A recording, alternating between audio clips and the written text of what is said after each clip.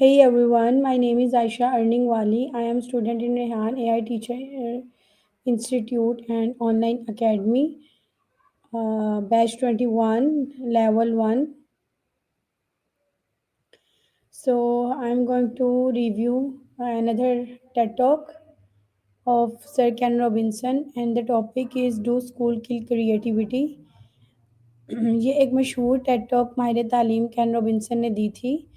इस गुफ्तगू में हमारे तालीमी निज़ाम के बारे में हम एक सवाल उठाते हैं कि क्या मौजूदा स्कूल सिस्टम बच्चों की तख्लीकी सलाहियतों को कम कर रहा है। सर केन रॉबिन्सन के मुताबिक हर बच्चा फितरी तौर पर तख्लीकी होता है। जब बच्चे छोटे होते हैं तो वो ज़्यादा सवाल पूछते हैं और वो नई चीज़ें आज़माने से डरते नहीं हैं और वो अपनी सोच को जो है वो आज़ादाना अंदाज में ज़ाहिर करते हैं। लेकिन जैसे-जैसे वो स्कूल जाते हैं, इनकी ये आज़ादी कम होती जाती है।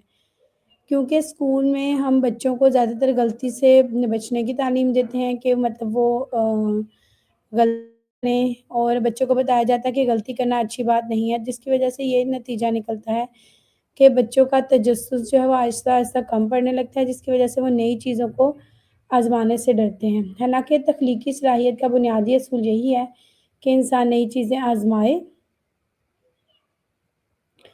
और वो गलती करें। इस टेड टॉक में सर ने जो है वो 3 हमें एग्ज़ाम्पल दी हैं और उसमें जो पहली एग्ज़ाम्पल है वो है एक बच्ची की कि वो ड्राइंग कर रही होती है, उससे जो है वो टीचर पूछती हैं कि बेटा आप किस चीज़ की ड्राइंग कर रही हो? तो वो ये कहती है कि मैं खुदा की तस्वीर बना रही हूँ। तो उस टीचर जो होती है वो हैरान होकर पूछती है, लेकिन वो कहती है खुदा को तो किसी ने नहीं देखा। तो बच्ची फ़ौरन से जवाब देती है अभी नहीं देखा, लेकिन जब मैं अपनी तस्वीर मुकम्मल कर लूँगी तो उसे सब देख लेंगे। तो ये मिसाल जो है इस बात को ज़ाहिर करती है कि बच्चों का जो मतलब क्रिएटिविटी का ताल्लुक है वो बहुत ज़्यादा वसी होता है और वो नई चीज़ों के बारे में आज़ादाना सोच सोचते हैं। और इसमें एक और एग्ज़ाम्पल जो है वो दी हुई है डांस करने वाली लड़की की मिसाल कि सर केन रॉबिन्सन जो हैं एक और मिसाल देते हैं कि लड़की जिसे क्लास पढ़ाई में दिलचस्पी नहीं होती तो उसातिज़ा को लगता है कि वो कमज़ोर तलबा है और लाइक कि वो निकम्मी तलबा है। लेकिन बाद में वालिदैन जो हैं वो एक माहिर के पास लेके जाते हैं तो माहिर ने देखा कि वो लड़की मौसीकी सुनने में भी हरकत करने लगती है। इसने वालिदैन से कहा कि आपकी बेटी बीमार नहीं है बल्कि वो एक डांसर है। बाद में वो लड़की बड़ी होकर एक मशहूर डांसर बन गई। इस मिसाल का मकसद ये बताना था कि बच्चे की सलाहियत मुख्तलिफ होती है और हमें इन सलाहियतों को पहचानना चाहिए। और यहाँ पर इस टेड को देखकर हमें ये पता चलता है कि बच्चों में बेशुमार सलाहियतें होती हैं। अगर स्कूल में हम चंद मज़ामीन पर तवज्जो देंगे, तो बच्चे बहुत सी तख्लीकी सलाहियतें जो हैं वो उनकी ख़त्म हो जाएँगी। इससे हमें ऐसा तालीमी निज़ाम लाना चाहिए जो बच्चों को जो है वो नई सलाहियतें दरियाफ़्त करने का मौका दे। और यहाँ पर जो है बच्चों को में नई सलाहियतें जो हैं वो उनको मतलब हम पॉलिश करें और उनके अंदर उस चीज़ को पहचानें।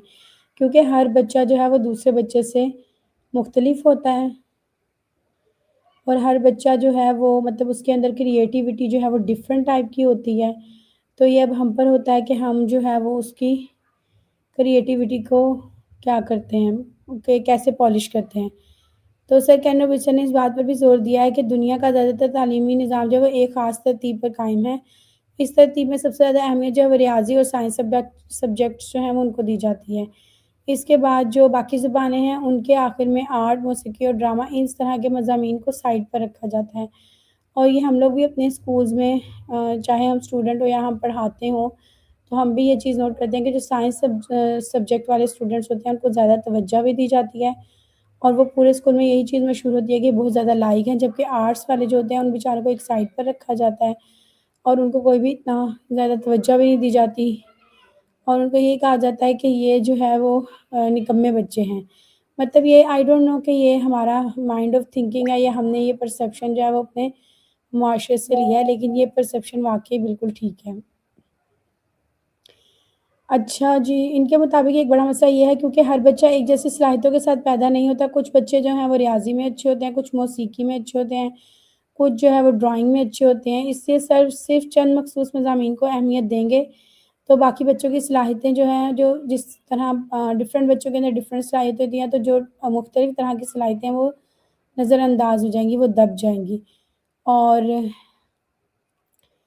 اس میں جو ہے وہ بچوں کا جو ہے ہمیں کریٹیوٹی کو وسیع کرنا چاہیے اور ہمیں اپنے تعلیمی نظام پر غور کرنا چاہیے کہ ہمارا موجودہ تعلیمی نظام دراصل صنعتی دور کے مطابق بنا گیا۔ اس وقت کا مقصد یہ تھا کہ ایسے افراد تیار کرنا جو فیکٹریوں اور دفتروں میں کام کر سکیں، لیکن آج کی دنیا جو ہے وہ بہت مختلف ہے۔ اب ہمیں ایسے لوگوں کی ضرورت ہے جو تخلیقی سوچ رکھتے ہوں، مسائل کا نیا حل نکال سکیں اور نئے خیالات پیدا کر سکیں۔ اور ہم بھی وہ پرانا ہی نصاب اور پرانا ہی کریکولم لے کر چل رہے ہیں، اس کے اندر کوئی جدت نہیں آئی اور جس کی وجہ سے ہماری سوچ میں بھی جو ہے وہ کوئی جدت نہیں آئی ہے۔